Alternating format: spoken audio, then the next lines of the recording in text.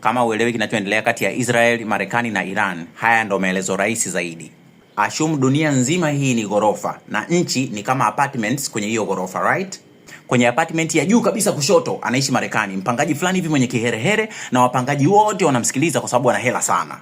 Kwenye apartment nyingine juu kulia anaishi Russia, chini ya Russia anaishi China, kulia kwao kuna Korea zote, kusini na kaskazini, afu kuna Japan, sawa? Katikati ya ghorofa kuna apartment ya Iran, kuna apartment ya Iraq, kuna apartment ya Qatar, kuna apartment ya Saudi Arabia, kuna apartment ya Afghanistan na mastanistani mengine yote, hata mastani Bakora yote yako hapo.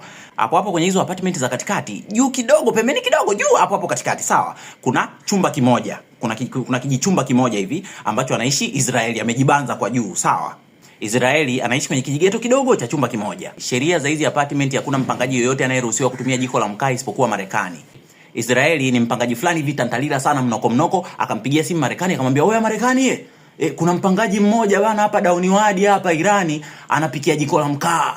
Marekani akampigia simu Irani, "Oya Irani, nasikia una jiko la mkaa, acha hayo mambo." Irani akakataa, "Sina jiko la mkaa mwanangu, utakuwa umefananisha nyumba." Marekani akamvutia waya Israeli, "Oya Israel, umenijaza." Irani kasema ana mkaa wala nini. Israeli akamwambia Marekani, "Amini kwamba mwanangu, nimemuona kwa macho yangu, anashake before use, anatikisa jiko la mkaa nje ya balkoni yake, nimemuona mwanangu." Mwezi wa 6 mwaka jana Marekani akaitisha kikao cha wapangaji wote wakakutana chini ya mbuyu. Marekani akaanza kubwabwaja, "Kuna watu sio staarabu, kuna watu wanasumbua kulipa hela za umeme, South Africa na Nigeria mnasumbua sana kulipa hela za umeme, tutawakatia umeme. Tanzania, nimepata malalamiko yako, nasikia Oktoba ulikuwa unaangalia movie za kivita kwa sauti ya juu ukiwa umeunganisha kwenye subwoofer, ukawakera majirani, wakawa nasikia sauti za mijegeje, sio ustaarabu." Israeli akatembea kuinama chini, akaibuka akaja kumnong'oneza Marekani, "Nenda kwenye point bro. Nimeitisha hiki kikao kwa kuwa Irani anatumia jiko la mkaa na ana mkaa kibao ndani." Zikaanza kusikika sauti za chini kwenye kikao. "Mbona Korea Kaskazini anapigia mkaa na mumsemi? Mbona wewe unatumia jiko la mkaa na hakuna mtu yote anayekukataza? Mbona Urusi hajaja kwenye kikao?" Wakati kikao kinaendelea, Israeli akamfuata Marekani akamnong'oneza, "Najua anapoficha funguo Irani, watume vijana wako akaibe gunia la mkaa."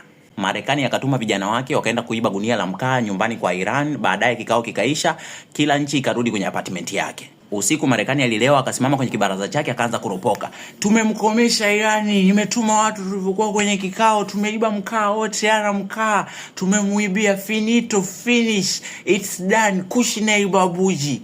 Irani akatoka kwenye balcony akaanza kushout, "Wallahi whatever, right?" Alikuwa na shout kwa Kiarabu. Alikuwa anamwambia Marekani, "Hujanikomoa, lile gunia ambalo nyewe mnahisi mmeiba kwamba ni la mkaa, sio gunia la mkaa, ni gunia la magunzi, mkaa bado ninao ndani." Marekani akamind kichizi. Ikapita miezi kadhaa, Israeli akamvutia tena waya Marekani, "Oya Amerika, watu wote mtaani mwanangu wanakuona boya, wanakudharau kichizi hapa katikati, wote wanakudharau kwa sababu umeshindwa kumshughulikia boya mmoja Irani dogo wa juzi tu, huyo ana gunia la mkaa kama wote ndani, umeshindwa kumshughulikia mwanangu, unaonekana boya. Do something America, do something mwanangu." Marekani akamwambia, "Israel, kausha bobu, kausha. Juzi kati tu nimetoka kuleta varangati, nimetoka kufanya timbu hili, nimemuondoa yule mwenye nyumba wa Venezuela juzi kati tu mwanangu, nikianzisha vagi tena watu wote wataniona mimi haukamu mwanangu, itakuwa jao mwanangu. Tuchili tu mwanangu, tusikizie upepo upite." Israeli akamwambia Marekani, "Oya bro, nakupa masaa 48 tu mwanangu, ukishindwa kwenda kukiwasha kwa Irani naachia video zako ambazo nilikurekodi ukiwa unamchiti mkeo." Oya, Marekani akaishiwa power akamwambia, "No, calm down man, calm down. You ain't supposed to be like that man." Akajitetea pale, "Ain't like I don't want to do it man, but I don't know how to do it man. I just don't know man." Israeli akamwelekeza mbinu za kufanya kwa ajili ya kwenda kuwalipua Irani. Israeli akamwambia Marekani, "Tumia mbinu zile, itisha tena kikao." Sawa, ukiitisha kikao, tukikutana pale chini ya mbuzi this time around, peleka vijana wako unaowaamini wakatafute kila kona ya ile nyumba, ile apartmentka ya Irani, lazima tu tutakutana na gunia la mkaa." Marekani akakubali, akaja akaitisha kikao tena. Kikao kikafanyika kweli. Oya, wapangaji wote wakakutana tena chini ya mbuyu pale, wamekaa, nchi zote zimekutana, unaambiwa hapo. Zina discuss kuhusiana na tabia mbaya ya nani? Ya Irani. Kabla kikao hakijaanza, Irani akamwambia Marekani, "Oya bro Marekani, ukileta tena mambo yako ya kiwaki ulioyaleta mwaka jana mwanangu Juni, nitapiga vitoto vyako vyote vinavyocheza haya maeneo ya karibu na mimi."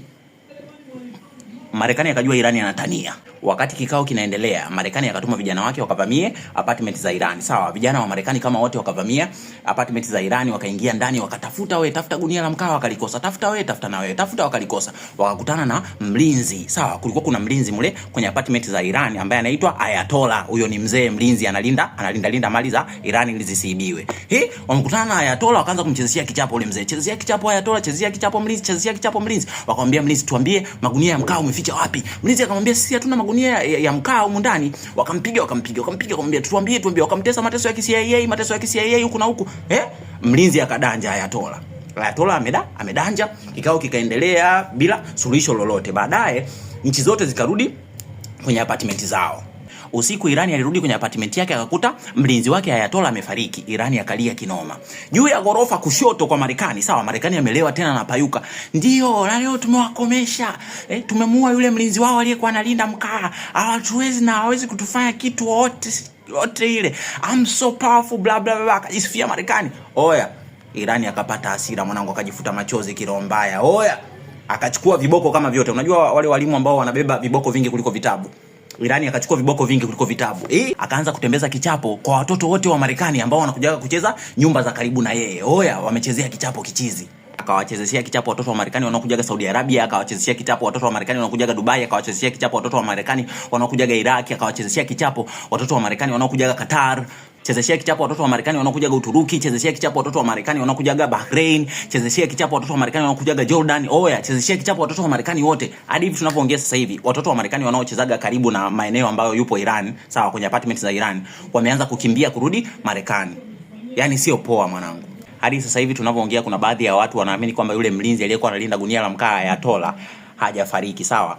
Alichukuliwa akaenda kutibiwa Russia huko. So yuko apartment za juu amejificha kulia kule kwa Russia. Na hivi tunavyokuambia wanasema kwamba ambaye anampa viboko vya kuwachapa hawa wa Marekani, hawa watoto wa Marekani hawa wanaoambamba hapa ni China. Ndio stories zinazoendelea kwamba wanachuma viboko msitu wa China, anawapa Iran wanawachapa watoto wa Marekani, na Russia ndo wasnitch watoto wa Marekani kwa sababu Russia anajua kila nyumba ambayo inawapokea watoto wa Marekani, if you know what I mean.